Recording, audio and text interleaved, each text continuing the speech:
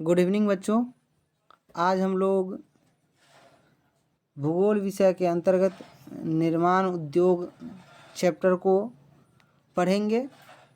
इस निर्माण उद्योग चैप्टर की शुरुआत चैप्टर को शुरू करने से पहले मैं आप लोगों को बता दूं कि जो उत्पादन की क्रियाओं को 3 प्रमुख भागों में बांटा गया है। जिसमें सबसे पहला जो क्षेत्र है वह कौन सा क्षेत्र है? तो सबसे पहले क्षेत्र के रूप में आता है कृषि क्षेत्र। दूसरे क्षेत्र के रूप में कौन सा है? तो दूसरे क्षेत्र के रूप में है उद्योग। और तीसरे क्षेत्र के रूप में कौन है? तो तीसरे क्षेत्र के रूप में है सेवा। ये उत्पादन के क्षेत्रों को 3 भागों में प्रमुख रूप से बांटा गया। इससे पहले वाले इकाई 2 में हम लोग क्या पढ़ चुके हैं? तो कृषि के विषय में पढ़ चुके हैं। इकाई 3 में अब हम लोगों को क्या पढ़ना है? तो निर्माण उद्योग पढ़ना है, यानी मतलब कि जो उत्पादन के द्वितीय क्षेत्र के विषय में यानी उद्योग के विषय में पढ़ना है। और इसके बाद वाले अध्याय में हम किसके विषय में पढ़ेंगे? तो सेवा क्षेत्र के विषय में पढ़ेंगे। तो क्रमशः हम 3 अध्यायों में उत्पादन के तीनों क्षेत्रों के विषय में जानकारी एकत्र करेंगे। अब हम चलते हैं इस अध्याय के शुरुआत की ओर। इस अध्याय के शुरुआत से पहले मैं विद्यार्थियों से अनुरोध करना चाहूँगा कि वे क्या करें, वे अपने साथ एक कॉपी और एक कलम लेकर के बैठे और जो भी महत्वपूर्ण बिंदु हैं उन महत्वपूर्ण बिंदुओं को वे अपनी सुविधा अनुसार कॉपी में नोट करते चले, ताकि उनको क्या हो, आगे समझने में कोई दिक्कत न हो। तो सबसे पहले शुरू करते हैं निर्माण उद्योग। यह निर्माण उद्योग कहते किसको है? तो निर्माण उद्योग प्रमुख रूप से वह उद्योग है जिसके अंतर्गत होता क्या है, मतलब यह निर्माण उद्योग के अंतर्गत क्या किया जाता है? तो कच्चे सामानों का उपयोग करके जीवनोपयोगी वस्तु तैयार करना ही क्या करने की यह जो प्रक्रिया है वह क्या कहलाता है? विनिर्माण उद्योग कहलाता है। जैसे गन्ने से चीनी का क्या करना? निर्माण करना। लौह अयस्क से लोहे की तरह तरह की सामग्रियों का निर्माण करना। इसी प्रकार कृषि जनित उद्योग जैसे धान से चावल का निर्माण करना, इसी प्रकार सरसों आदि से तेल का निर्माण करना, यह सभी उद्योग के अंतर्गत आते हैं। और यह सभी क्या है? उद्योग के उदाहरण हैं। यानी उद्योग के चलने के लिए सबसे जो मुख्य सामग्री है वह क्या है? कच्चा माल। यानी बिना किसी कच्चे माल के क्या हो सकता है? कोई भी उद्योग नहीं चल सकता है। और कच्चे मालों का उपयोग करके उद्योग क्या करता है? इन कच्चे मालों को अलग अलग प्रकार के उपयोगी वस्तुओं के रूप में परिवर्तित कर देता है। हालांकि कई सारे उद्योगों के जो कच्चे माल होते हैं वह भी पहले से उपयोगी होते हैं, लेकिन उनकी उपयोगिता को यह जो उद्योग है वह और अधिक बढ़ा देता है और जो क्या करता है? मानव जीवन में सहायता प्रदान करता है। यह जो है, यह प्रक्रिया जो है, यही क्या कहलाता है? विनिर्माण उद्योग कहलाता है। अब हम लोग पढ़ेंगे कि उद्योग की स्थापना को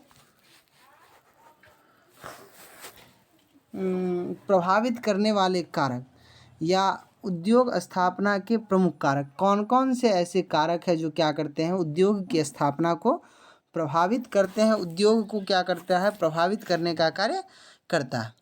तो सामान्य तौर पर उद्योग की स्थापना को जो प्रभावित करने वाले प्रमुख कारक है उनको 2 वर्गों में बांटा गया है। एक है भौतिक कारक। भौतिक कारक के अंतर्गत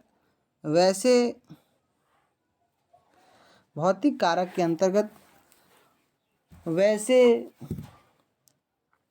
चीज़ों को रखा गया है जो क्या है? जो प्राकृतिक है और जो मूल रूप से अपना उद्योग की स्थापना में मुख्य कारक के रूप में कार्य करते हैं। जैसे कच्चा माल। कच्चे माल की उपलब्धता उद्योगों के लिए अनिवार्य है। यदि किसी भी उद्योग को कच्चा माल पर्याप्त मात्रा में न मिले तो उस उद्योग का क्या हो सकता है? विकास न हो सकता है। जैसे लौह इस्पात उद्योग को कच्चे माल के रूप में लौह अयस्क की आवश्यकता है। सूती वस्त्र उद्योग को कच्चे माल के रूप में कपास की आवश्यकता है। जूट उद्योग को कच्चे माल के रूप में जूट की आवश्यकता है। एल्युमिनियम उद्योग को कच्चे माल के रूप में बॉक्साइट की आवश्यकता है। ऐसे ही और भी कई सारे कच्चे माल का उपयोग करके उद्योग चलता है। तो इन उद्योगों के चलने के लिए किसकी आवश्यकता है? कच्चे माल की ज़रूरत है। बिना कच्चे माल के कोई भी उद्योग नहीं चल सकता है। उसके बाद है शक्ति के साधन। शक्ति अर्थात पावर। और उद्योगों में मशीनों को चलाने के लिए क्या होता है कि शक्ति की ज़रूरत होती है। और शक्ति के साधन के रूप में किसका उपयोग किया जाता है? तो कोयला का उपयोग किया जाता है, जल विद्युत या विद्युत का उपयोग किया जाता है। इसके अतिरिक्त पेट्रोलियम का उपयोग किया जाता है। इसके अतिरिक्त किसका उपयोग किया जाता है? पेट्रोलियम का उपयोग किया जाता है। पेट्रोलियम के बिना भी क्या हो सकता है कि मतलब कि कई सारे जैसे तरह तरह की गाड़ियाँ हो गई। यह इन गाड़ियों को चलने के लिए भी किसकी ज़रूरत होती है? पेट्रोलियम की ज़रूरत। जैसे डीजल हो गया, पेट्रोल हो गया, किरासन तेल हो गया, यह सब इस पेट्रोलियम से ही प्राप्त होता है। तो प्रमुख रूप से शक्ति के साधन के रूप में पेट्रोलियम का भी उपयोग किया जाता है। और यह पेट्रोलियम भी क्या है? उद्योगों के लिए आवश्यक है। तो इन शक्ति के साधनों का उपयोग करके कोयला, पेट्रोलियम, जल विद्युत या अथवा विद्युत आदि का उपयोग करके ही क्या किया जा सकता है? किसी उद्योग का विकास किया जा सकता है। और ये प्राकृतिक कारक है। ये प्राकृतिक रूप से हमारे आसपास के क्षेत्रों में मौजूद होते हैं। उसके बाद है जल की आपूर्ति। किसी भी उद्योग में तरह तरह के कार्यों के लिए किसकी आवश्यकता होती है? जल की आवश्यकता होती है। बिना जल के क्या हो सकता है? तो कोई भी उद्योग कार्य नहीं कर सकता। तो अतः उद्योगों के भौतिक कारकों के अंतर्गत जल की आपूर्ति को भी रखा जाता है कि जिन क्षेत्रों में उद्योगों की स्थापना की गई है वहाँ जल की आपूर्ति पर्याप्त मात्रा में हो रही है अथवा नहीं हो रही। यदि जल की आपूर्ति पर्याप्त मात्रा में हो रही है तो वह उचित है, अन्यथा वह क्या माना जा सकता है? तो वह अनुचित माना जा सकता है। इसके अतिरिक्त उपयुक्त जलवायु की भी आवश्यकता होती है। बिना उपयुक्त जलवायु के क्या हो सकता है? तो उद्योग नहीं लगाए जा सकते। तो ये कुछ भौतिक कारक है जो क्या करते हैं? उद्योगों की स्थापना को प्रभावित करने का कार्य करते हैं, जिनमें कच्चा माल है, उसके बाद शक्ति के साधन है, जल की आपूर्ति है और उपयुक्त जलवायु। ये कुछ प्रमुख भौतिक कारक है जो क्या करते हैं? तो उद्योग को प्रभावित करने का कार्य करते हैं। अब हम लोग उद्योग की स्थापना को प्रभावित करने वाले कारकों के अंतर्गत किसके विषय में पढ़ेंगे? तो उद्योग की स्थापना को प्रभावित करने वाले कारकों के अंतर्गत हम लोग पढ़ेंगे मानवीय कारक। अब कुछ ऐसे भी कारक हैं जो मानव के रूप में है या मानव की सहायता से, जैसे सस्ते श्रमिक की उपलब्धता उद्योगों की उन्नति में एक महत्वपूर्ण योगदान रखता है। क्योंकि जो उद्योगों को लगाने वाले उद्योगपति अथवा पूंजीपति होते हैं, उनके पूंजी निवेश का एकमात्र उद्देश्य होता है कि वह क्या करे? अधिक से अधिक मुनाफा कमाए। और वह अधिक से अधिक मुनाफा कमाने के लिए वैसे क्षेत्रों में उद्योग लगाने के लिए प्रयास करते हैं जिन क्षेत्रों में क्या हो? सस्ते श्रमिक उपलब्ध हो, सस्ते श्रम की उपलब्धता हो, ताकि क्या हो सके कि श्रमिक पर जो व्यय है वह व्यय कम हो सके और अधिक से अधिक क्या हो सके? मुनाफा हो सके। तो सस्ते श्रमिक के बाद जो अन्य मानवीय कारक के अंतर्गत है वह है बाजार की उपलब्धता। यानी जिन क्षेत्र में उद्योग की स्थापना की गई है उन क्षेत्रों से बाजार कितना अधिक नज़दीक है, कितना बाजार की निकटता कितनी अधिक है, यह उद्योग के विकास में महत्वपूर्ण भूमिका निभाता है। क्योंकि बाजार यदि दूर हो तो परिवहन के साधनों पर खर्च काफ़ी अधिक होता है। और वैसी स्थिति में जो उद्योगों के मालिक होते हैं उनको क्या करना पड़ता है? उनका जो मुनाफा है वह परिवहन में खर्च बढ़ने के कारण कम हो जाता है। और जिसके कारण क्या होता है कि मतलब ये धीरे धीरे प्रयास करते रहते हैं कि उद्योग वैसे क्षेत्र में लगाए जहाँ क्या हो? बाजार निकट ही उपलब्ध हो, बाजार की निकटता हो, ताकि क्या हो सके कि परिवहन पर अतिरिक्त खर्च न आ सके। इसके अतिरिक्त परिवहन पर भी खर्च किया जाता है, चूँकि उद्योगों में कच्चे सामानों को लाने के लिए भी परिवहन का उपयोग किया जाता है और उद्योगों में तैयार सामानों को फिर से बाज़ारों तक ले जाने के लिए भी परिवहन का उपयोग किया जाता है। वैसे परिवहन के कई सारे साधन हैं। परिवहन के साधनों को प्रमुख रूप से मैं यहाँ पर एक पेज लेकर के उसको ऐड कर देता हूँ कि परिवहन के साधनों को प्रमुख रूप से कितने भागों में विभाजित किया गया है। तो परिवहन के साधनों को प्रमुख रूप से 4 भागों में विभाजित किया गया है, जिसमें सबसे पहले साधन के रूप में कौन है, तो सबसे पहले साधन के रूप में है सड़क परिवहन।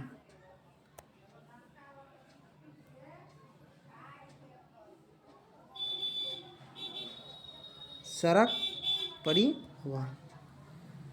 उसके बाद परिवहन के दूसरे साधन के रूप में कौन है, तो परिवहन के दूसरे साधन के रूप में है रेल परिवहन। तीसरे साधन के रूप में है जल परिवहन। चौथे साधन के रूप में है वायु परिवहन। चौथे साधन के रूप में क्या है, वायु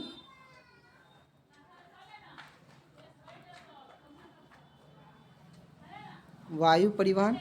और वर्तमान समय में परिवहन के एक नए साधन का विकास हुआ है, जो परिवहन के 5वें साधन के रूप में जाना जाता है, जिसका नाम है पाइपलाइन परिवहन।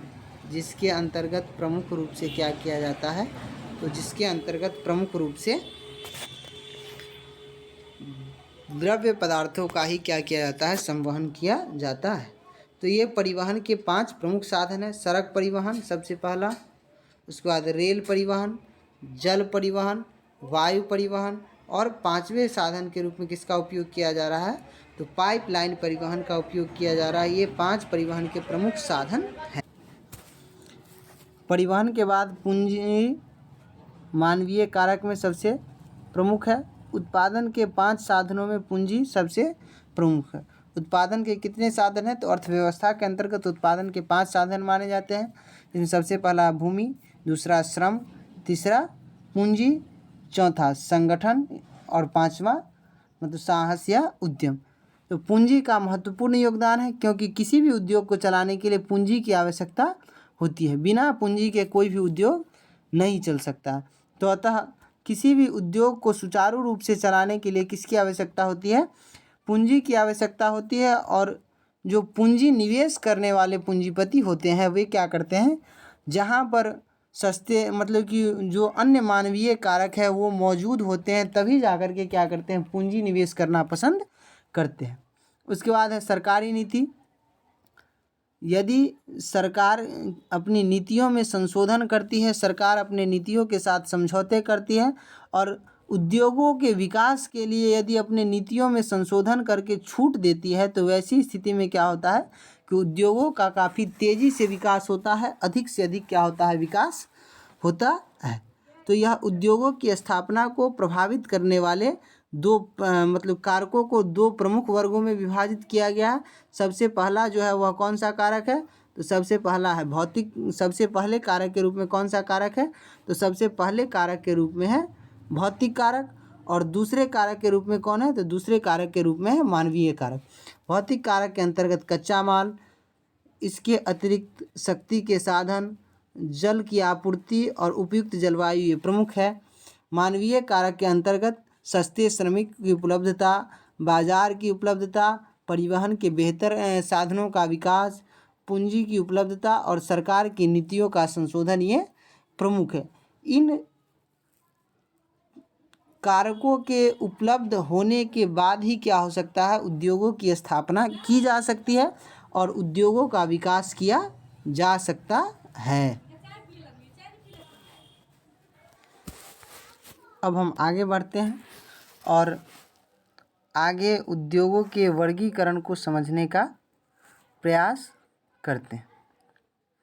वैसे उद्योगों को अलग अलग आधार मान करके क्या किया गया है, वर्गीकृत किया गया है। उद्योग के वर्गीकरण के कई सारे आधार हैं, जिनमें से हम कुछ आधारों को यहाँ पर पढ़ेंगे। इसमें सबसे पहले है श्रम के आधार पर उद्योगों का वर्गीकरण। और श्रम के आधार पर उद्योगों को 3 प्रमुख वर्गों में विभाजित किया गया है, जिसमें सबसे पहला है बड़े स्तर का उद्योग, दूसरा मध्यम उद्योग और तीसरे उद्योग के रूप में क्या है, तो तो तीसरे उद्योग के रूप में है हस्तशिल्प उद्योग। ये 3 श्रम के आधार पर विभाजित उद्योगों के अंतर्गत आते हैं। यानी श्रम के आधार पर उद्योगों को कितने भागों में बांटा गया है? तो 3 भागों में विभाजित किया गया है, बड़े उद्योग, मध्यम उद्योग और छोटे उद्योग। अब प्रश्न यह उठता है कि बड़े उद्योग किसको कहते हैं या बड़ा उद्योग क्या है? तो बड़े उद्योग के अंतर्गत वैसे उद्योगों को रखा जाता है जिसके लिए क्या होता है, जिसमें उत्पादन की प्रक्रिया को बनाए रखने के लिए अधिक से अधिक श्रम की ज़रूरत होती है और अधिक से अधिक पूंजी की ज़रूरत होती है। वैसे उद्योगों को बड़े उद्योगों के अंतर्गत रखा जाता है। सामान्य तौर पर 1 करोड़ से अधिक पूंजी निवेश वाले उद्योग को क्या कहा जाता है? बड़े उद्योग के अंतर्गत रखा जाता है। 1 करोड़ से अधिक पूंजी निवेश वाले जो उद्योग है वे बड़े उद्योग के अंतर्गत आते हैं। जैसे सूती वस्त्र उद्योग हो गया, लौह इस्पात उद्योग हो गया, चीनी मिलें हो गई, और भी कई सारे ऐसे उद्योग हैं जो क्या है, इस बड़े उद्योग के अंतर्गत आते हैं। दूसरा है मध्यम उद्योग।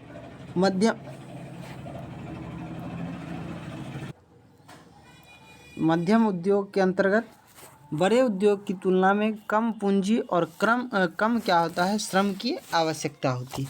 सामान्य तौर पर 1 करोड़ तक की पूंजी वाले उद्योग को किसके अंतर्गत रखा जाता है? तो मध्यम उद्योग के अंतर्गत रखा जाता। जैसे साइकिल उद्योग, टेलीविज़न उद्योग, रेडियो उद्योग, यह सब जो उद्योग है यह मध्यम उद्योग के अंतर्गत आते हैं, क्योंकि इनमें अधिक पूंजी निवेश की आवश्यकता नहीं होती है। बड़े उद्योग की तुलना में इसमें कम पूंजी निवेश और कम श्रम की आवश्यकता होती है। सामान्य तौर पर 1 करोड़ तक की पूंजी निवेश वाले उद्योग को मध्यम उद्योग कहा जाता है। उसके बाद तीसरे उद्योग के रूप में श्रम के आधार पर जो विभाजन है, तो तीसरे उद्योग के रूप में है छोटे उद्योग। छोटे उद्योग के अंतर्गत वैसे उद्योग को रखा जाता है जिसमें क्या होता है, काफ़ी कम पूंजी की आवश्यकता होती है और कम श्रम की भी आवश्यकता होती है। जैसे हस्तशिल्प उद्योग, आभूषण निर्माण उद्योग, और भी इसी तरह के कई सारे उद्योग हैं जिसमें घरेलू स्तर पर भी क्या होता है, उत्पादन। जैसे अगरबत्ती निर्माण, मोमबत्ती निर्माण, और भी कई सारे ऐसे उद्योग हैं जो क्या है, छोटे उद्योग के उदाहरण हैं। तो श्रम के आधार पर उद्योग को इन 3 प्रमुख वर्गों में क्या किया गया है, विभाजित किया गया है। श्रम के आधार पर बड़े उद्योग, जिसमें क्या होता है, अधिक श्रम एवं अधिक पूंजी की आवश्यकता होती है। सामान्यतः 1 करोड़ से अधिक की पूंजी का क्या होता है, निवेश होता है और उत्पादन भी काफ़ी अधिक होता है। मध्यम उद्योग में क्या होता है, तो मध्यम उद्योग में बड़े उद्योग की तुलना में कम पूंजी निवेश और कम श्रम की आवश्यकता होती है और उत्पादन भी क्या होता है, बड़े उद्योग की तुलना में कम होता है। 1 करोड़ तक की पूंजी निवेश वाले उद्योग को किसके अंतर्गत रखा जाता है? मध्यम उद्योग के अंतर्गत रखा जाता है। और तीसरे उद्योग के रूप में है छोटे उद्योग या हस्तशिल्प उद्योग, मतलब छोटा उद्योग, जिसके उदाहरण के रूप में हस्तशिल्प उद्योग है, मोमबत्ती निर्माण, अगरबत्ती निर्माण, इसके अतिरिक्त आभूषण निर्माण आदि छोटे उद्योग के उदाहरण हैं जिसमें काफ़ी कम पूंजी की आवश्यकता होती है और श्रम भी काफ़ी कम लगता है और उत्पादन भी क्या होता है, काफ़ी कम देखने को मिलता है। अब दूसरा जो वर्गीकरण है वह है कच्चे माल के आधार पर। और कच्चे माल के आधार पर उद्योग 2 प्रकार के, भारी उद्योग और हल्का उद्योग। भारी उद्योग वैसे उद्योग को कहा जाता है जिसका जो कच्चा माल है वह भारी होता है। जैसे लौह इस्पात हो गया, इसके अतिरिक्त बॉक्साइट उद्योग हो गया, सीमेंट उद्योग हो गया, यह सब भारी उद्योग के उदाहरण हैं। हल्के उद्योग के अंतर्गत इलेक्ट्रॉनिक्स हो गया, अभी कुछ उद्योगों का जैसे मोमबत्ती निर्माण, अगरबत्ती निर्माण, इसके अतिरिक्त आभूषण निर्माण, यह सब हल्के उद्योग के भी उदाहरण हैं, क्योंकि इनका जो कच्चा सामान होता है वह काफ़ी अधिक हल्का माना जाता है। उसके बाद स्वामित्व के आधार पर, यानी स्वामी कौन, उद्योग का मालिक कौन, इसके आधार पर, मालिकाना के आधार पर उद्योग को 3 भागों में बांटा गया। एक सार्वजनिक क्षेत्र के उद्योग। सार्वजनिक क्षेत्र के उद्योग के अंतर्गत वैसे उद्योगों को रखा जाता है जिस पर क्या हो, पूर्ण रूप से सरकार का स्वामित्व होता है, सरकार का नियंत्रण होता है। जैसे भारत में लौह इस्पात का दुर्गापुर जो केंद्र है, यह किसके अधीन है, यह सार्वजनिक क्षेत्र के अधीन है। उसके बाद सहकारी क्षेत्र के उद्योग।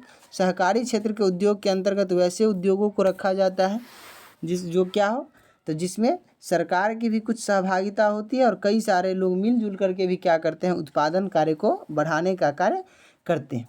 और तीसरे उद्योग के रूप में है निजी क्षेत्र का उद्योग। निजी क्षेत्र के उद्योग के अंतर्गत वैसे उद्योगों को रखा गया है जो क्या हो, जिस पर पूर्ण रूप से किसी निजी व्यक्ति या व्यक्तियों के समूह का स्वामित्व होता है। जैसे टिस्को जमशेदपुर में स्थापित है, इस पर पूर्ण रूप से टाटा ग्रुप का क्या है, स्वामित्व है। तो यह स्वामित्व के आधार पर उद्योगों को 3 वर्गों में रखा गया। सार्वजनिक क्षेत्र के उद्योग जिस पर पूर्ण रूप से सरकार का नियंत्रण होता है। सहकारी क्षेत्र में सरकार का भी कुछ निवेश, पूंजी निवेश होता है और निजी व्यक्तियों का भी पूंजी निवेश होता है। और तीसरा निजी क्षेत्र के उद्योग। निजी क्षेत्र के उद्योग के अंतर्गत वैसे उद्योग आते हैं जिसका स्वामित्व निजी व्यक्तियों के अधीन होता है।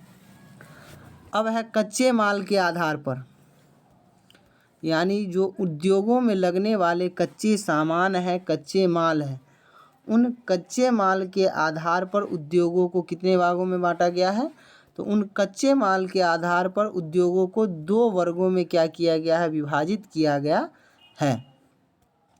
जिसमें से सबसे पहला है वह है कृषि आधारित उद्योग, यानी इसके अधीन वैसे उद्योग आते हैं जिसका कच्चा सामान क्या है, कृषि पर आधारित है, कृषि से प्राप्त होता है। जैसे सूती वस्त्र उद्योग, सूती वस्त्र उद्योग का कच्चा सामान कपास कृषि से प्राप्त होता है। चीनी उद्योग का कच्चा सामान ईख या गन्ना कृषि से प्राप्त होता है। इसी तरीके से और भी कई सारे ऐसे उद्योग, जैसे जूट उद्योग के लिए जूट कृषि से प्राप्त होता है। इसके अतिरिक्त और भी कई सारी ऐसी उपभोक्ता उद्योग हैं जिसका कच्चा सामान कहाँ से प्राप्त होता है, तो कृषि से प्राप्त होता है। दूसरा है खनिज आधारित उद्योग। खनिज आधारित उद्योग के अंतर्गत वैसे उद्योगों को रखा गया है जिसका कच्चा सामान खनिज से प्राप्त होता है या खनिज ही है। जैसे लौह इस्पात उद्योग, एल्युमिनियम उद्योग, इसके अतिरिक्त तांबा उद्योग, यह सब बॉक्साइट उद्योग, यह सब किस प्रकार के उद्योग है, तो खनिज आधारित उद्योग है। तो उद्योगों का वर्गीकरण भिन्न भिन्न प्रकार से किया गया है। इसमें श्रम के आधार पर उद्योग 3 प्रकार के, बड़े उद्योग, मध्यम उद्योग और छोटे उद्योग। कच्चे माल के आधार पर उद्योग 2 प्रकार के, भारी उद्योग और हल्के उद्योग। स्वामित्व के आधार पर उद्योग 3 प्रकार के, सार्वजनिक, सहकारी और निजी उद्योग। कच्चे माल के स्रोत के आधार पर उद्योग 2 प्रकार के, कृषि आधारित और खनिज आधारित उद्योग। अब हम आगे की ओर बढ़ते हैं और आगे हमको पढ़ना है सबसे पहले सूती वस्त्र उद्योग के विषय में। भारत में सबसे पहले सूती वस्त्र उद्योग की स्थापना हुई। भारत में सबसे पहले किस वस्त्र उद्योग की स्थापना हुई, तो सूती वस्त्र उद्योग की स्थापना सबसे पहले हुई। कहाँ पर, बम्बई में। और किसके द्वारा किया गया, तो कावास जी नाना भाई डावर के द्वारा किया गया। और वर्तमान समय में सूती वस्त्र के जो प्रमुख उत्पादक क्षेत्र है, जिसमें महाराष्ट्र में मुंबई और सोलापुर, गुजरात में अहमदाबाद और सूरत, पश्चिम बंगाल में हुगली और कोलकाता, तमिलनाडु में चेन्नई और कोयम्बटूर और उत्तर प्रदेश में कानपुर और वाराणसी क्या है, इन सूती वस्त्रों के प्रमुख उत्पादक क्षेत्रों के अंतर्गत आते हैं। यानी इन सूती वस्त्रों का क्या है, प्रमुख उत्पादक क्षेत्र माना जाता है।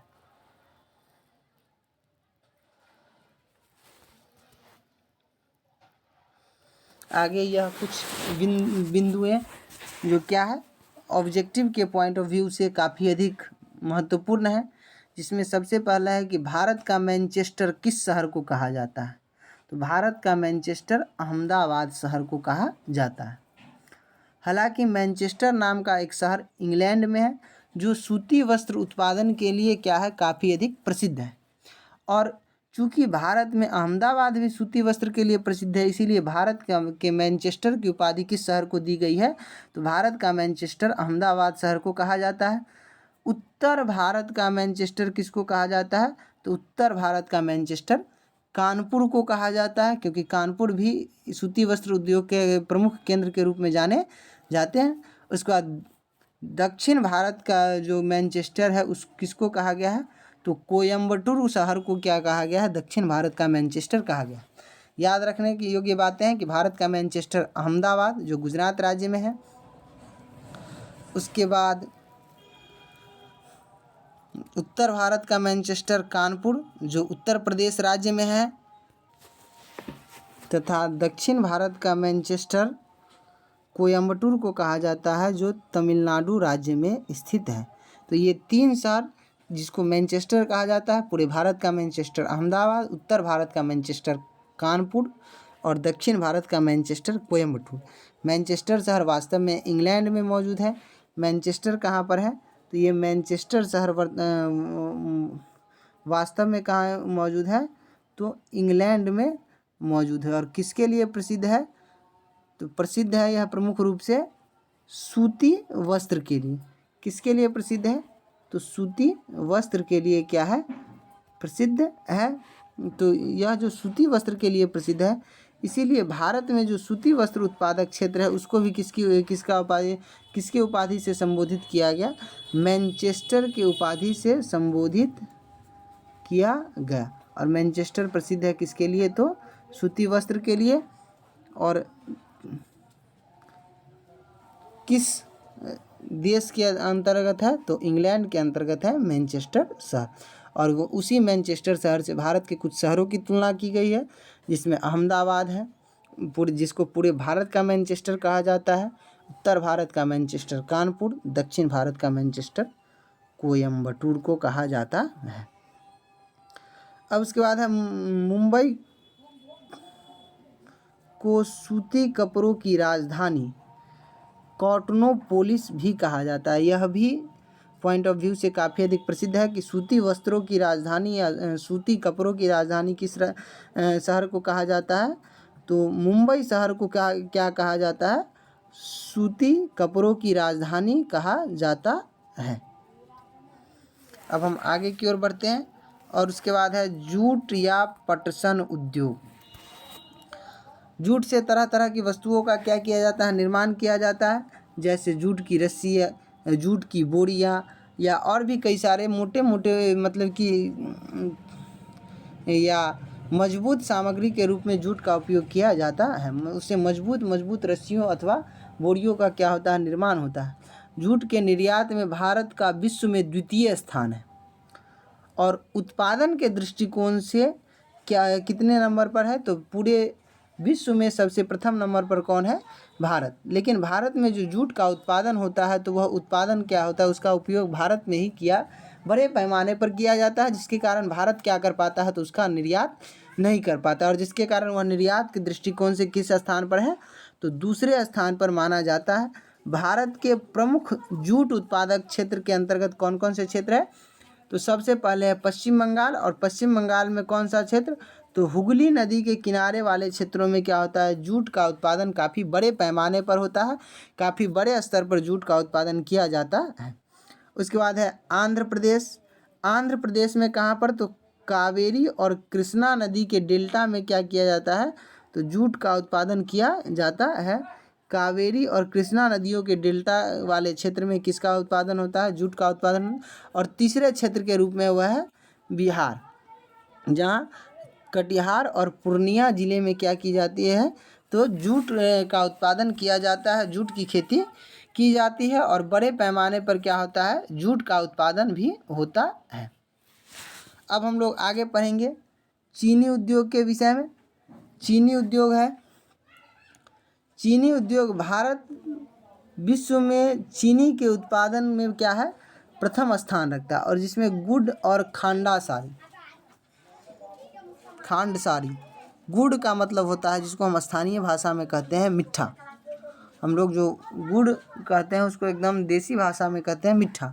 और उसी मीठा में भी अलग अलग प्रकार का जो मीठा होता है, उसी में एक प्रकार का मीठा होता है जिसको हम कहते हैं खांडसारी, जो क्या होता है? जो एक प्रकार की जैविक चीनी के रूप में माना जाता है, जो जैविक चीनी है, जो केमिकलों से रहित है। और आधुनिक चीनी उद्योगों का विकास सबसे पहले कहाँ किया गया? तो बिहार में। और कब? तो 1903 ईस्वी में किया गया। सबसे पहले आधुनिक चीनी 1903 ईस्वी में बिहार के सारण जिले के मरौढ़ा में क्या किया गया था? मरौढ़ा में सबसे पहले चीनी मिल का विस्तार किया गया था।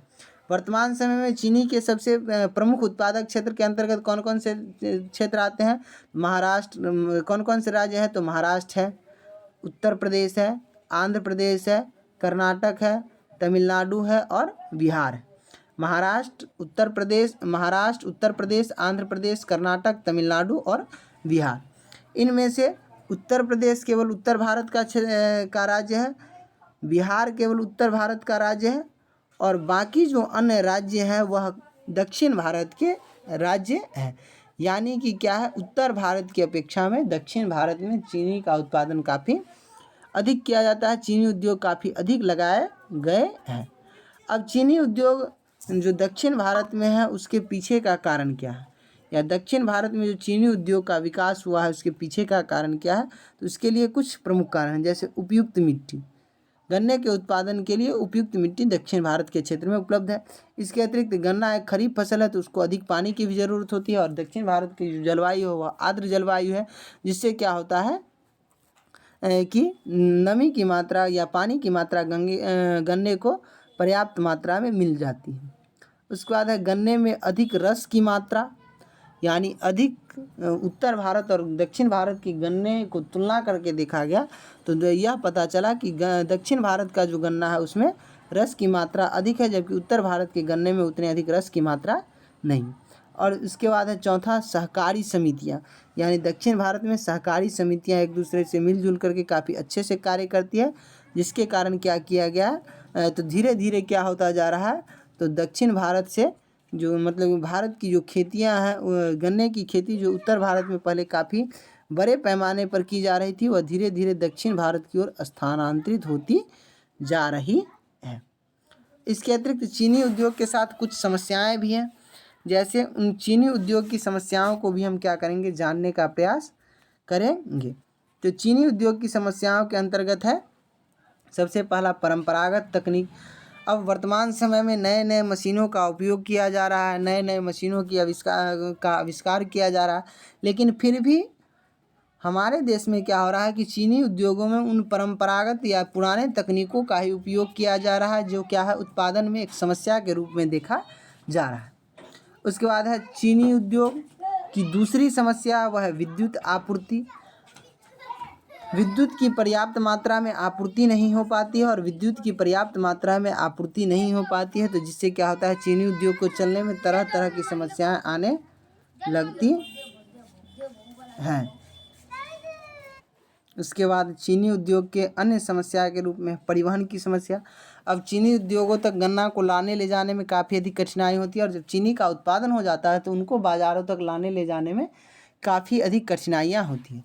और उसके बाद है अल्पकालिक दशाएं। कुछ प्रक्रियाएं ऐसी होती है जो अल्पकालीन होती है, जो शीघ्र या अति जल्दी काफ़ी जल्दी होने लगती है, जिसके कारण क्या होता है कि चीनी उद्योग की एक प्रमुख समस्या है कि परंपरागत तकनीकों का उपयोग अभी तक हो रहा है, पुराने तकनीकों का, विद्युत की आपूर्ति पर्याप्त मात्रा में नहीं है, परिवहन की समस्या और कुछ अल्पकालीन दशाएं भी क्या करती है, उसको प्रभावित करती हैं।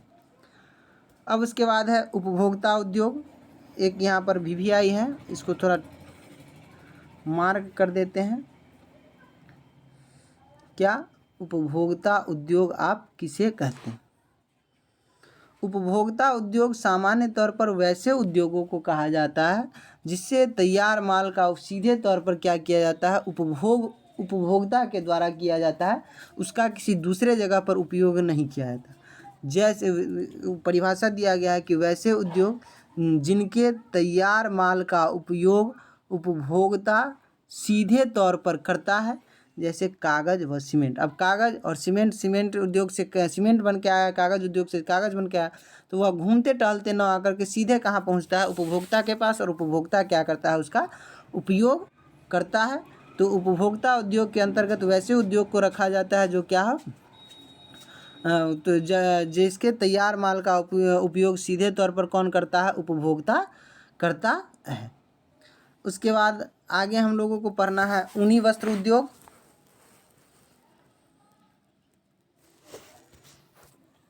वैसे ऊनी वस्त्रों की जो ज़रूरत है अब धीरे धीरे लोगों को आने वाले 15-20 दिनों के भीतर हमारे क्षेत्र में अब होने वाली है, क्योंकि शीत ऋतु का अब धीरे धीरे क्या हो रहा है, शीत ऋतु की शुरुआत होने जा रही है। शरद ऋतु आ चुका है और दुर्गा पूजा की शुरुआत अब होने वाली है। तो अब धीरे धीरे क्या होगा कि शीत ऋतु का आगमन होगा।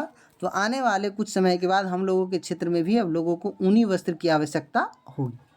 अब ऊनी वस्त्र हम लगभग सभी विद्यार्थियों को पता ही होगा कि ऊन कैसे बनाए जाते हैं।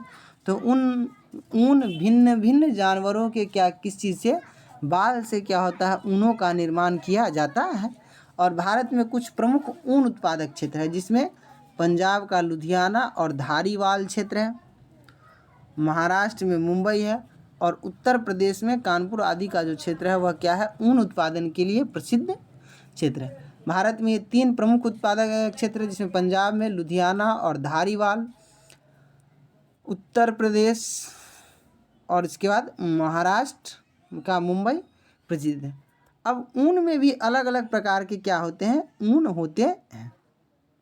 तो ऊनों को क्या किया गया है, इनमें से कुछ विशेष प्रकार की ऊनें हैं, जिसमें है पश्मीना ऊन, जिसका निर्माण किसके द्वारा किया जाता है, तो बकरियों के बाल से। अंगूरा ऊन खरगोश के रोए से। और कई सारे ऊन किससे प्राप्त किए जाते हैं, तो भेड़ से भी कई सारे ऊनों की क्या होती है, प्राप्ति होती है। कई सारे ऐसे ऊन हैं जो पश्मीना ऊन बकरियों के बाल से, अंगूरा ऊन खरगोश के रोए से, और कई सारे ऊन भेड़ के बाल से भी क्या किए जाते हैं, प्राप्त किए जाते हैं, बनाए जाते हैं। तो ये कुछ प्रमुख ऊन उत्पादक क्षेत्र हैं हमारे देश में, जिसमें पंजाब, महाराष्ट्र और उत्तर प्रदेश शामिल हैं। अब हम लोग आगे की ओर बढ़ते हैं।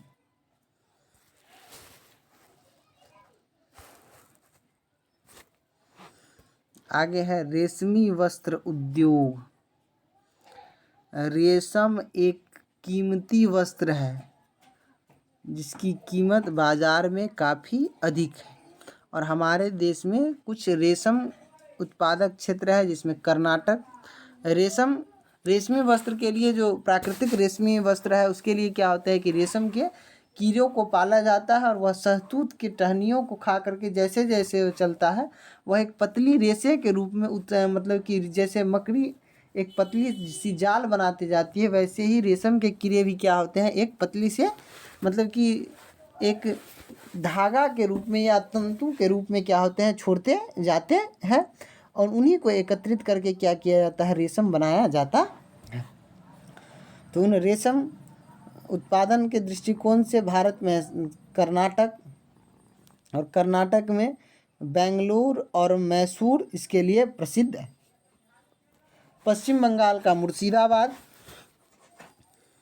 और जम्मू कश्मीर का श्रीनगर, ये ऊन प्रमुख रेशमी वस्त्र उत्पादक क्षेत्रों के अंतर्गत आते हैं। और रेशमी वस्त्रों का जो उत्पादन है वह किससे होता है, तो रेशमी वस्त्रों का उत्पादन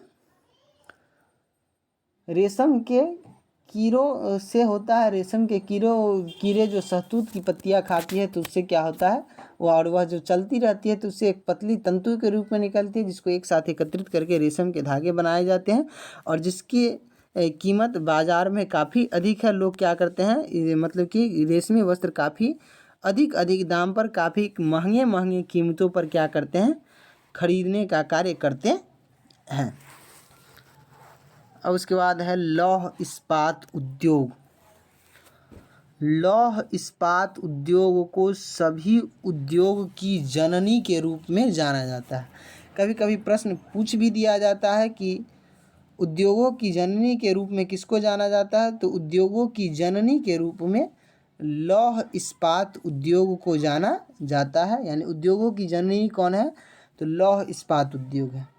अब लौह इस्पात उद्योग है, तो इसमें कि लौह इस्पात उद्योग कैसा उद्योग है, तो यह एक आधारभूत उद्योग है। अभी हम लोग थोड़ी देर पहले पढ़े उपभोक्ता उद्योग, यानी वैसे उद्योग जिससे तैयार सामानों का उपयोग सीधे कौन करता है, उपभोक्ता करता है, उसको उपभोक्ता उद्योग कहते हैं। दूसरे उपभोक्ता उद्योग का ठीक विपरीत है आधारभूत उद्योग।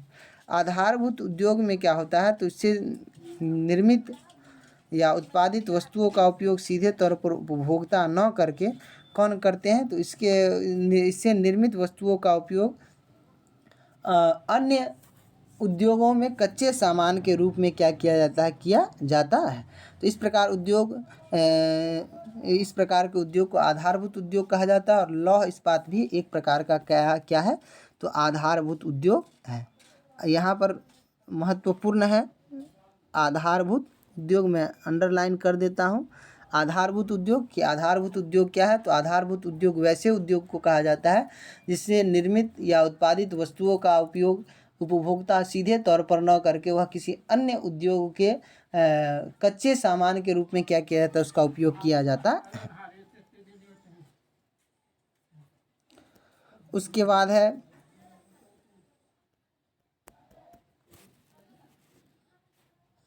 आधुनिक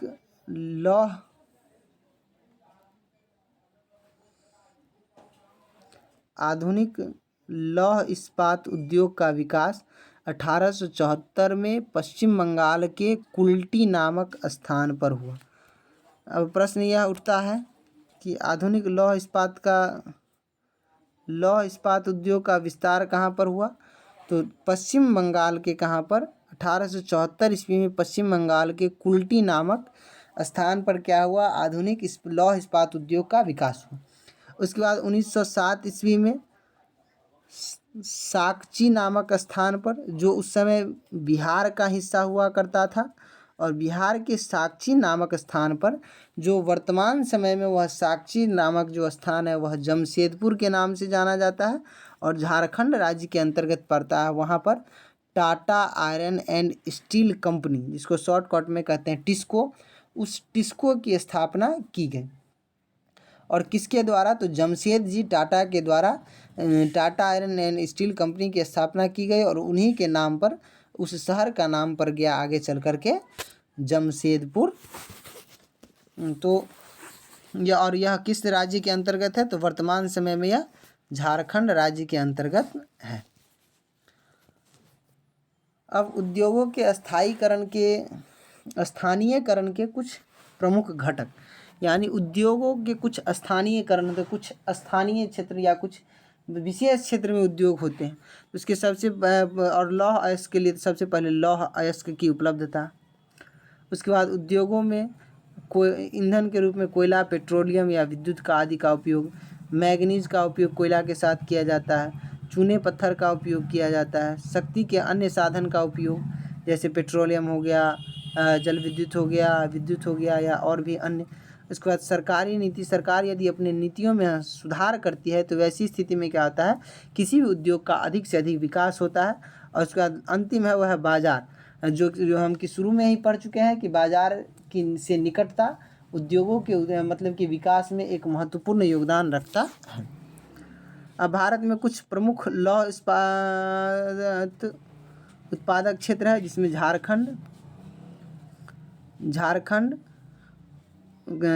झारखंड राज्य का बोकारो और जमशेदपुर, पश्चिम बंगाल राज्य का बर्नपुर और दुर्गापुर, उड़ीसा का राउरकेला, कर्नाटक का भद्रावती, छत्तीसगढ़ का भिलाई, तमिलनाडु का सेलम और आंध्र प्रदेश का विशाखापट्टनम, ये कुछ प्रमुख लौह इस्पात उत्पादक क्षेत्र हैं।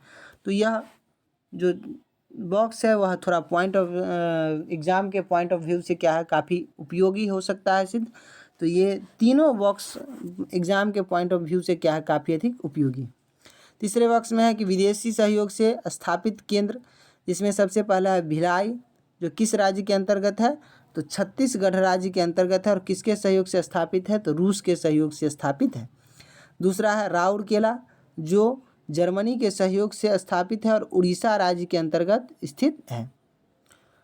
किस राज्य के अंतर्गत स्थित है, उड़ीसा राज्य के अंतर्गत स्थित है। और किसके सहयोग से स्थापित है, तो राउरकेला जर्मनी के सहयोग से स्थापित है, भिलाई रूस के सहयोग से स्थापित है, दुर्गापुर ब्रिटेन के सहयोग से स्थापित है और पश्चिम बंगाल राज्य में है, और बोकारो जो है वह रूस के सहयोग से स्थापित है और झारखंड राज्य में स्थित है। तो ये कुछ प्रमुख लौह इस्पात केंद्र है जो विदेशी सहयोग से स्थापित है। और यहाँ पर क्या है, तो प्रमुख रूप से यह बॉक्स और ये बॉक्स, ये तीनों बॉक्स क्या है, एग्ज़ाम के पॉइंट ऑफ व्यू से काफ़ी अधिक लाभदायक है। तो इस बॉक्स को प्रयास कीजिएगा कि याद कर लें कि कौन से लौह इस्पात उत्पादक क्षेत्र कहाँ हैं और कौन से विदेशी सहयोग से स्थापित किए गए हैं। इसके अतिरिक्त आप लोगों के बुक के पेज नंबर, आप लोगों के बुक के पेज नंबर कितना, तो पेज नंबर 161 में कितना,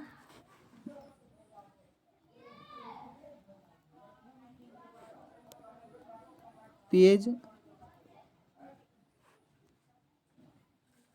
161 में कुछ प्रमुख लौह उत्पादक क्षेत्रों के नाम दिए गए हैं, जिसको आप लोग प्रयास करके क्या कीजिएगा, ज़रूर से ज़रूर याद कर लीजिएगा, क्योंकि यह जो है वह परीक्षा के दृष्टिकोण से काफ़ी अधिक आवश्यक है। क्योंकि परीक्षा में इससे संबंधित कई सारे क्या होते हैं, महत्वपूर्ण प्रश्न बनते हैं, यानी इससे कई सारे महत्वपूर्ण प्रश्न बनते हैं ऑब्जेक्टिव में विशेष करके। तो इसके लिए प्रयास कीजिएगा। और पेज नंबर 161, पेज नंबर 161 में बुक में भी है और नहीं तो यहाँ पर भी दिया गया है, तो इसको याद कर लीजिएगा।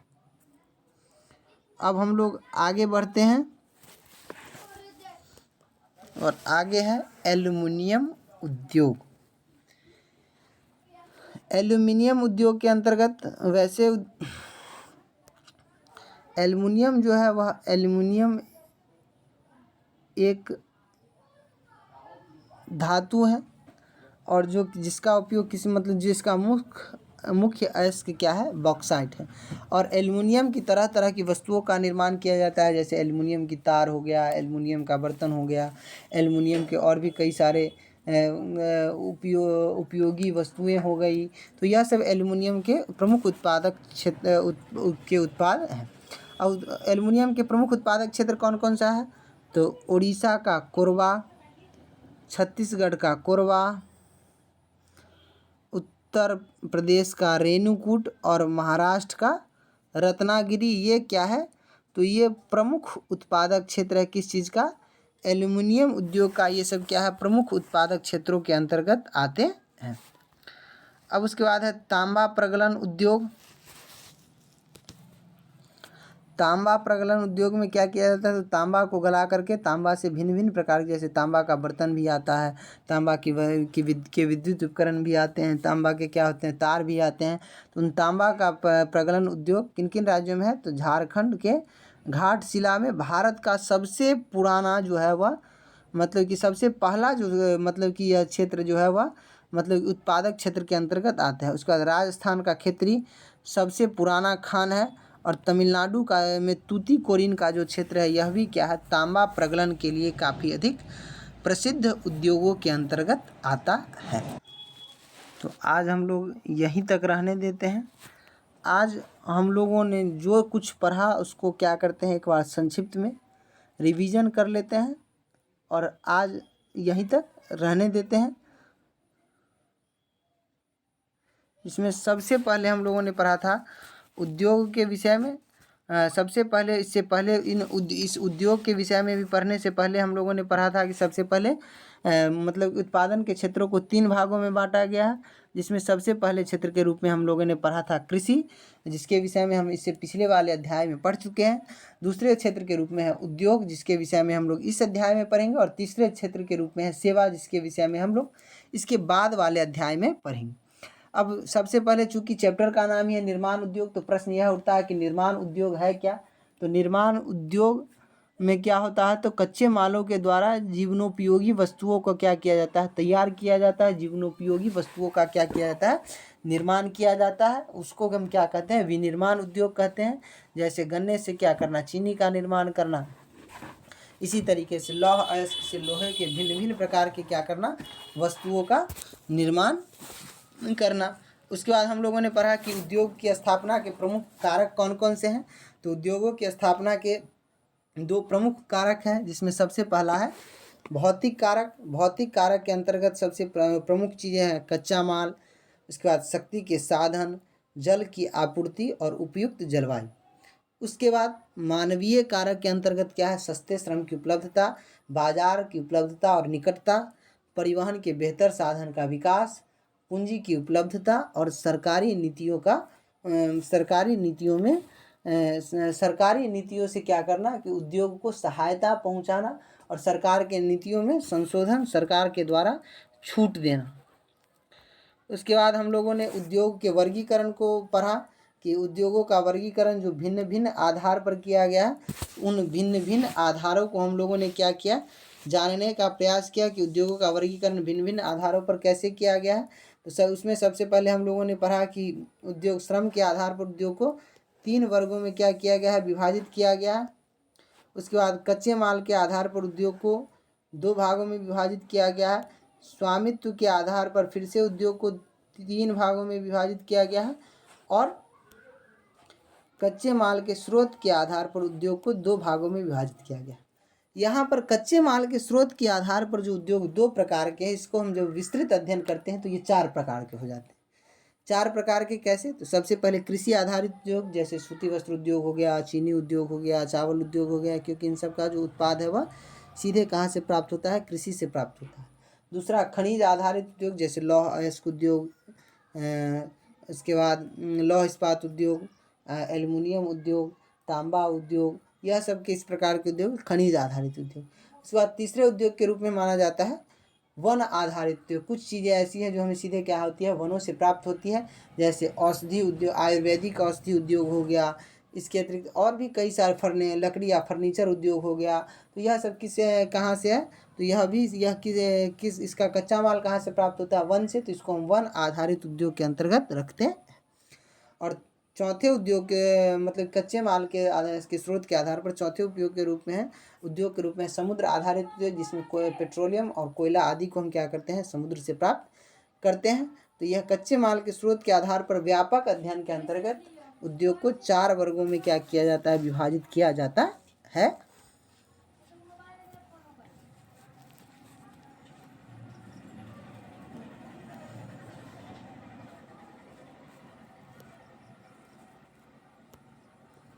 उसके बाद हम लोगों ने पढ़ा सूती वस्त्र के उद्योग के विषय में कि सूती वस्त्र उद्योग की स्थापना सबसे पहले 1854 में मुंबई में काबास जी नानाजी डावर के द्वारा किया गया था। और उसके बाद मुंबई मतलब कि सूती वस्त्र के प्रमुख उत्पादक क्षेत्र के अंतर्गत महाराष्ट्र में मुंबई और सोलापुर है, गुजरात में अहमदाबाद और सूरत है। पश्चिम बंगाल में कौन से क्षेत्र है, तो पश्चिम बंगाल के अंतर्गत मतलब कि हुगली और कोलकाता है। तमिलनाडु के अंतर्गत कोयम्बटूर है और चेन्नई है। और उत्तर प्रदेश के अंतर्गत कानपुर और वाराणसी के विषय में हम लोगों ने पढ़ा। उसके बाद हम लोगों ने कुछ जब परिवहन की चर्चा कर रहे थे तो यह जानने का प्रयास किया था कि परिवहन कितने प्रकार के, तो परिवहन के मतलब 4 प्रमुख साधन थे और नए साधन के रूप में पाइपलाइन परिवहन। तो परिवहन के 5 प्रमुख साधन, सबसे पहले सड़क परिवहन, दूसरा रेल परिवहन, तीसरा जल परिवहन, चौथा वायु परिवहन और 5वां पाइपलाइन परिवहन। उसके बाद कुछ ऑब्जेक्टिव के पॉइंट ऑफ व्यू से, जैसे भारत का मैनचेस्टर किसको कहा जाता है, अहमदाबाद को। उत्तर भारत का मैनचेस्टर किसको कहा जाता है, कानपुर को। और दक्षिण भारत का मैनचेस्टर कोयम्बटूर को। मैनचेस्टर शहर है किस राज्य में, किस देश में, तो वह इंग्लैंड के देश के अंतर्गत एक शहर है। और जो क्या है, तो सूती वस्त्र के प्रमुख केंद्र के रूप में जाना जाता है। सूती वस्त्र की राजधानी किसको कही जाती है, तो सूती वस्त्र की राजधानी कही जाती है मुंबई को। हमने यह भी जाना कि पोलिस या सूती कपड़ों की राजधानी का किस शहर को कहा जाता है, तो मुंबई को कहा जाता है। उसके बाद हम लोगों ने जूट या पटसन उद्योग के विषय में पढ़ा कि जूट या पटसन उद्योग, जूट के निर्यात में भारत का विश्व में द्वितीय स्थान है और उत्पादन में प्रथम स्थान है। इसके प्रमुख उत्पादक क्षेत्र में पश्चिम बंगाल में हुगली नदी के किनारे, जो गंगा नदी की एक शाखा है। उसके बाद आंध्र प्रदेश में कृष्णा और कावेरी के डेल्टा में, और बिहार में कटिहार और पूर्णिया जिलों में क्या होती है कि जूट या पटसन की खेती की जाती है। उसके बाद हम लोगों ने चीनी उद्योग के विषय में पढ़ा कि चीनी उत्पादन के दृष्टिकोण से भारत का प्रथम स्थान है और यह कि सबसे पहले चीनी उद्योग की शुरुआत 1903 ईस्वी में बिहार के सारण जिले के मरौड़ा में हुआ था। इसके अतिरिक्त हम लोगों ने यह पढ़ा कि भारत के प्रमुख चीनी उत्पादक क्षेत्र में महाराष्ट्र है, उत्तर प्रदेश है, आंध्र प्रदेश है, कर्नाटक है, तमिलनाडु है और बिहार है। और दक्षिण भारत की ओर चीनी उद्योग के स्थानांतरण के कुछ कारणों को जाना कि दक्षिण भारत में अधिक से अधिक चीनी उद्योग की स्थापना क्यों हो रही है, तो उसके पीछे का कारण सबसे पहला था उपयुक्त मिट्टी। उसके बाद आर्द्र जलवायु, चूँकि गन्ने की फसल के लिए अधिक नमी की ज़रूरत होती है। उसके बाद गन्ने में अधिक रस की मात्रा, चूँकि आर्द्र जलवायु है तो वैसे में उस क्षेत्र का जो गन्ना होता है उसमें रस की मात्रा अधिक होती है। और सहकारी समितियों का उपलब्ध होना, यह क्या है, दक्षिण भारत में चीनी उद्योगों के विस्तार के प्रमुख कारण के रूप में अथवा कारक के रूप में जाना जाता है। उसके बाद हम लोगों ने चीनी उद्योग की कुछ समस्याओं को भी जानने का प्रयास किया कि चीनी उद्योग की समस्या क्या है। तो समस्याओं के रूप में हमने देखा कि परंपरागत तकनीकों का उपयोग हो रहा है, पुरानी मशीनें अभी आज भी उपयोग में लाई जा रही है, विद्युत आपूर्ति की समस्या है, उसके बाद परिवहन की समस्या है और अल्पकालीन दशाएं, कुछ घटनाएं ऐसी होती है जो अल्पकालीन घटित होती है, तो यह भी चीनी उद्योग को क्या करता है कि प्रभावित करने का कार्य करता है। उसके बाद हम लोगों ने थोड़ा VVI पढ़ा, उपभोक्ता उद्योग के विषय में। वैसे उद्योग जिसके तैयार माल का उपयोग सीधे तौर पर मतलब कौन करता है, उपभोक्ता करता है, उसको हम क्या कहते हैं, उपभोक्ता उद्योग कहते हैं। ऊनी वस्त्र उद्योग के विषय में पढ़ा कि ऊनी वस्त्र उद्योग में भारत में 3 प्रमुख ऊनी वस्त्र उत्पादक क्षेत्र, पंजाब में लुधियाना और धारीवाल, महाराष्ट्र मुंबई और उत्तर प्रदेश। अलग अलग ऊनों के विषय में हम लोग पर, जैसे पश्मीना ऊन बकरी के बाल से बनाए जाते हैं, अंगूरा ऊन खरगोश के रोए से प्राप्त किया जाता है और भेड़ से भी कई प्रकार के ऊन प्राप्त किए जाते हैं। उसके बाद हम लोगों ने रेशमी वस्त्र के विषय में पढ़ा कि रेशमी वस्त्र का उत्पादन किन किन जगहों पर होता है। तो कर्नाटक के बेंगलोर और मैसूर में, पश्चिम बंगाल में मुर्शिदाबाद में और जम्मू और कश्मीर में श्रीनगर में। उसके बाद हम लोगों ने लौह इस्पात उद्योग के विषय में कुछ पढ़ा कि लौह इस्पात उद्योग एक आधारभूत उद्योग है। प्रश्न यह उठता है कि आधारभूत उद्योग क्या है। तो वैसे उद्योग जिसके उत्पादन का उपयोग किसी अन्य उद्योग में कच्चे सामान के रूप में किया जाता है, उसको हम क्या कहते हैं, आधारभूत उद्योग कहते हैं। लौह इस्पात उद्योग का विकास 1874 ईस्वी में पश्चिम बंगाल के कुल्टी नामक स्थान पर हुआ और 1907 ईस्वी में साकची नामक स्थान पर, जो वर्तमान समय में अभी झारखंड में जमशेदपुर के नाम से प्रसिद्ध है, Tata iron and steel company की स्थापना की गई।